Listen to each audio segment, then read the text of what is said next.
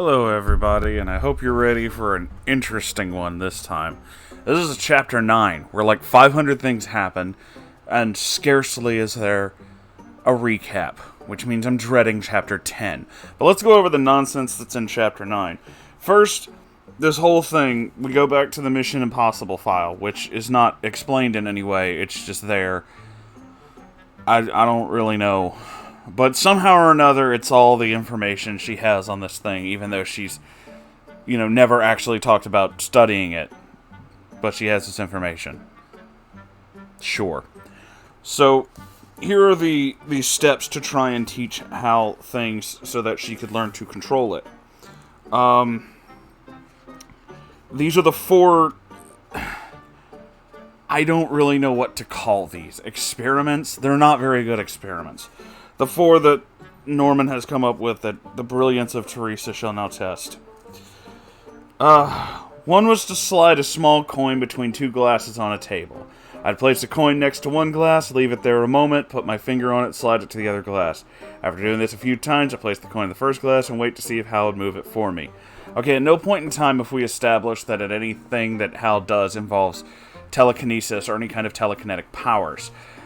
These things are not going to help the person in question in any way, and 90% of Hal's responses seem to be based entirely on, physical preservation or instinctual response. So, big shock, this doesn't do anything. The second thing I did was take off on throwing accuracy skill that Hal gave me. Threw a coin at a metal can a few feet away, kept my eyes on the can's opening, get the coin inside every time. Then I'd throw the coin with my eyes shut. Once in a while it would go in, but that was pure chance. Generally it missed. Again, if this is all based on instinct, and all of the things that you're learning are things that are driven from instinct, why would a conscious action like this have any kind of effect? Obviously, the thing knows what instinct is and knows an instinctive response. These are not instinctive responses, these are conscious responses. So, again, pointless, doesn't do anything. The third thing I did was stand up and drop a coin on the floor beside the can while keeping my eyes on its opening. If Hal got the idea, he would move the coin closer to the can. I was not throwing it, I was dropping it. So if he guided the coin in the can, it was a new reflex using elements of an old one. Except that at no point in time have we developed anything about Hal giving you telekinetic powers. That never happened, unless you're now saying that that is the cause of what stopped all the wind on Earth, to which my question is, how do you know that? That's not explained. So, do you have any reason to believe that these are telekinetic powers?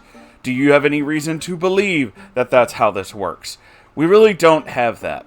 We don't have that because instinctual responses also don't have anything to do with stopping all of the wind on Earth, because that's not how this works. This is a terrible plot contrivance, so none of these things work. And then there's number 4. The fourth thing I did was entirely different. It's attaching suspended a 1-foot ruler off the floor with a piece of string. The string attached to the end of a yardstick, held to the place by a book on top of a bookshelf. After studying the ruler, I pointed to its end for a moment to give Hal a chance. Then I pushed the ruler's end to make it rotate 100 degrees or so. This maneuver had nothing to do with coins or throwing, so it would require very little of him, just a tiny push. Again, we have no reason to believe that that would actually work. None. At all. But the biggest question I have about all this is, if you have all this information and you're aware of all the different things that this thing can do, why would you not call in more, educated professionals to work with the information you have and kind of give you other ideas that might cause some sort of response? We don't have that. We just have Theresa and her boy toy in a fucking mansion in London. It makes no sense. I understand that she would be basically the first and foremost person who would understand this the most, since she is going through it.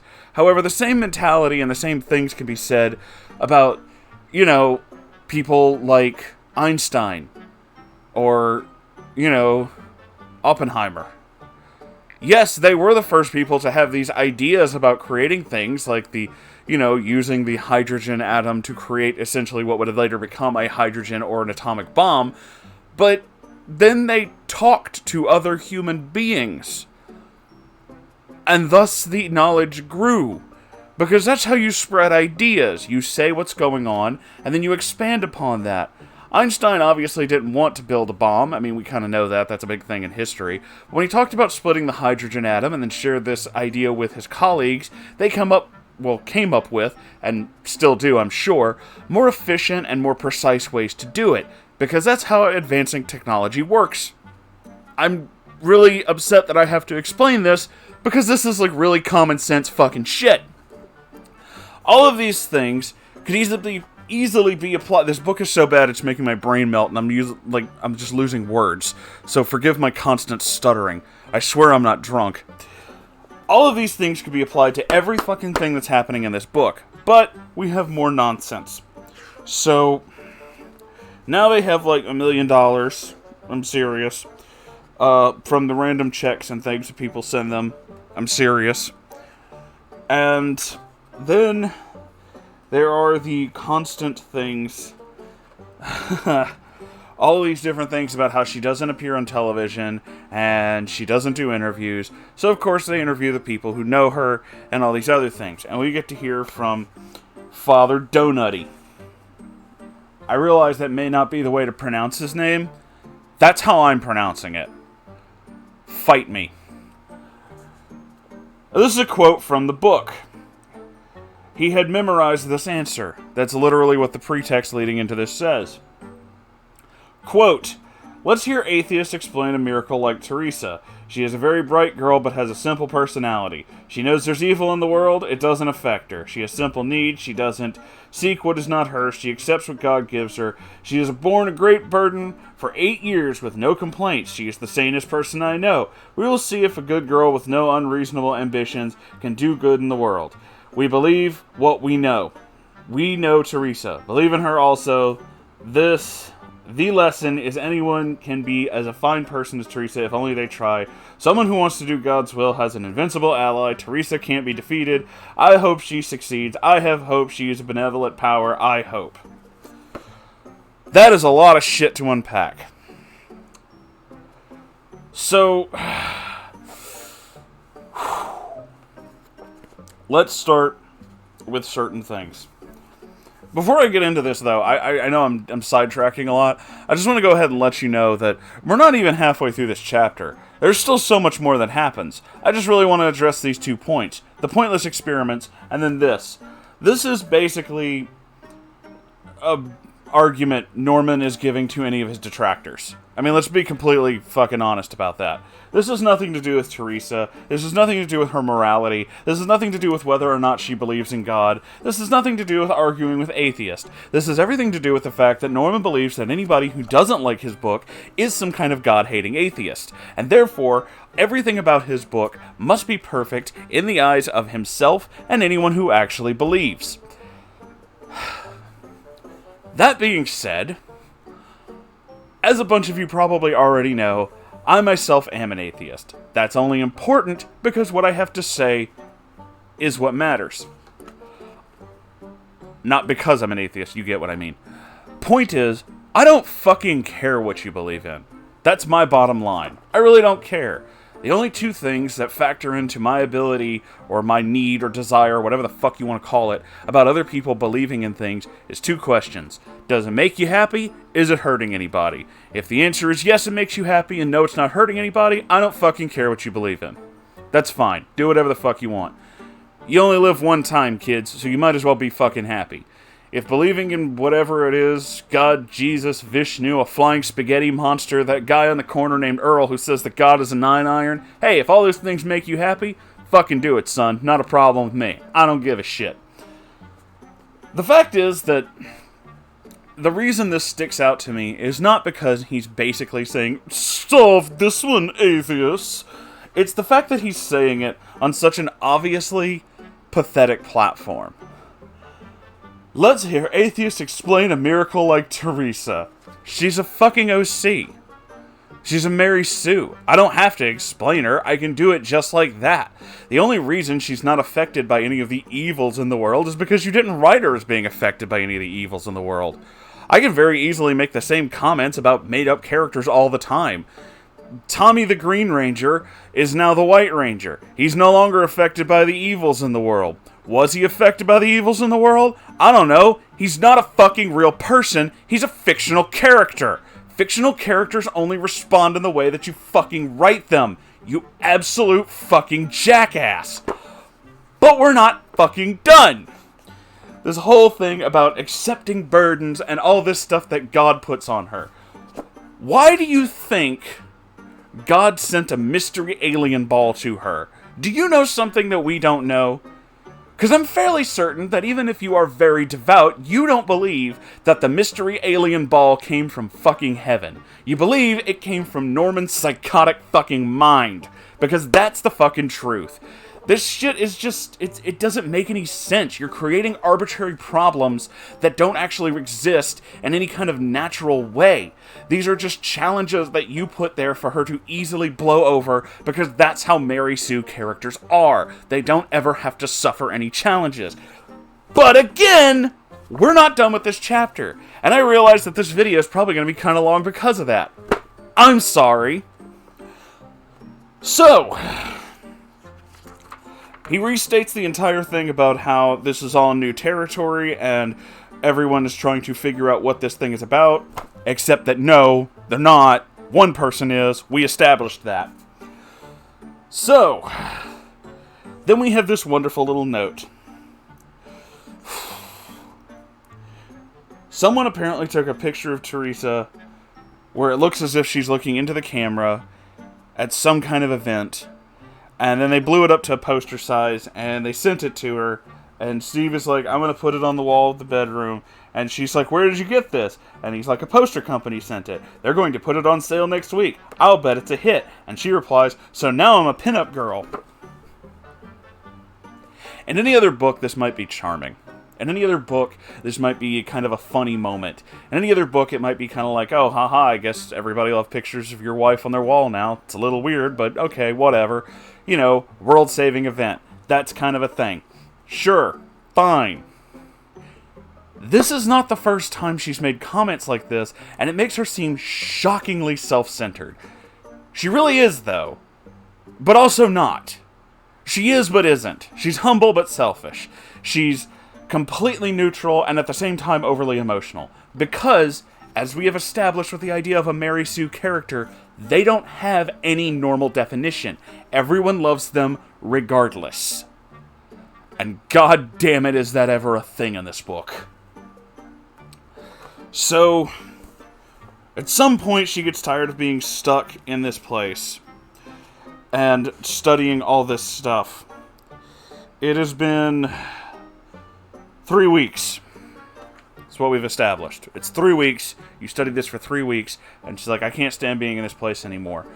It's like, okay. And now keep in mind, she's not there 24/7 doing the exact same thing. There's lots of walks around the park and all these other things where she goes places and does all this stuff. 3 weeks. Right? Here's another quote from this. I have to get out of here for a few days. All right, we'll go somewhere. Where do you want to go? Paris. 3 weeks of working on this problem. Paris. That's her answer. Okay. You're in Europe. You can do that. Seems a little weird, seeing as you're literally the only research scientist on this absolutely world-ending project, but fine. Paris it is.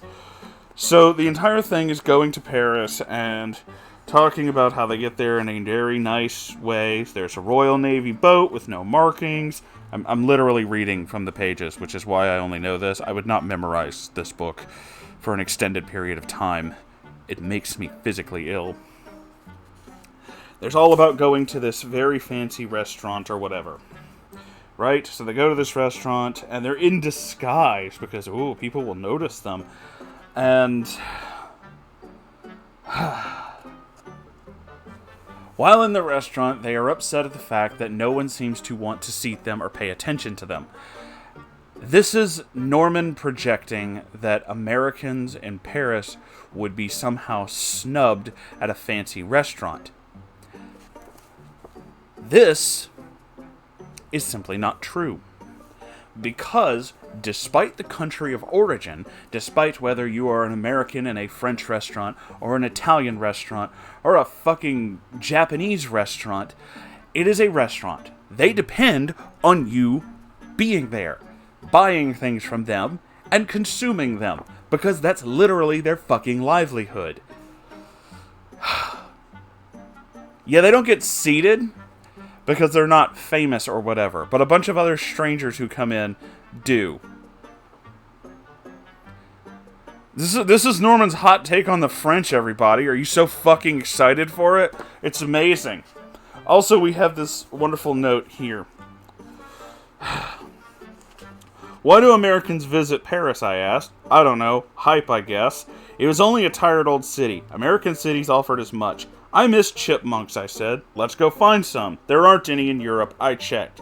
People must be crazy to live here without chipmunks. Exactly. Two things. People visit historical cities for a whole bunch of different reasons. There are a lot of historical cities in this country. Yes. I've been to a few myself. That doesn't change the fact that there's still a lot of world history in other cities around the world, and some people are, I don't fucking know, really into traveling and learning shit like that. It's not hype. This book is making me more insane every time I read it. Secondly, the fuck is this shit with chipmunks? Is this a thing? Is this really, like, a thing? Do people do this? Is this, like, a thing where, like, if you go on vacation somewhere and you're like, oh, they don't have the thing, I missed that thing, you know, that animal that's not actually my pet, and I don't really see that often because it's a wild animal. Listen, man, I've been up and down the fucking East Coast. I went all the way to Connecticut, and I stayed there for the better part of almost 2 months one time. Family reasons. You know what they don't have in Connecticut? Pelicans. Alligators, fucking copperheads, shit like that you find in Louisiana a lot, like black bears and things like that. You know what I didn't miss? Those fucking animals I hardly ever see. Because that has nothing to do with anything. Am I to assume that now suddenly she's like a huge nature enthusiast when you never fucking talked about that at all? That's not a thing. Moving on. So yes, while they're in their big fucking, they're in their disguises at this restaurant, they don't get to sit down, and they don't get fed because, oh golly gosh, these Parisians just, they won't go. Quote, the minutes ticked by as other Parisians walked around us and were seated. Steve suggested maybe American slobs are supposed to seat themselves, and then they just sit down just because. And of course, you know, when you're like rude, you would expect, yeah, that somebody who works there would be like, hey, you're not supposed to do that. You gotta wait to be seated. I'm sorry, man, that's just like a rule. That isn't what happens. They continue to be ignored because apparently everyone in Paris is like a snob and doesn't like Americans. So they don't get served until they pull off their dramatically reveal who they are. This is like fucking Undercover Boss or something, where suddenly, oh, no, I was the one the whole time, and everybody's like, oh goodness, it's her, it's Theresa, and her husband, whose name sometimes I actually forget because he's such a minor character. And they intentionally make some kind of joke about how they're just so country because they're American, and that's why they think that these people just ignored them. And given the way Norman writes and the way he thinks, that would probably be correct. So then they just decide they're going to Ireland because there are parties, festival, I don't know. And then there's this wonderful fucking note. We get back to the Parker mansion around breakfast time. Mr. Parker and his family took me out to the back of the house. Colonel James' soldiers were putting the finishing touches on a large animal enclosure. It was square-shaped, 80 feet on the edge with half-inch metal screening on most of the walls and glass in some parts. Vertical sheet metal sometimes. Basically describing this fucking cage. There are logs, trees, all this other shit. What's this all about, I ask. Steve called when you were in Paris. He said you wanted chipmunks. They should arrive from America today.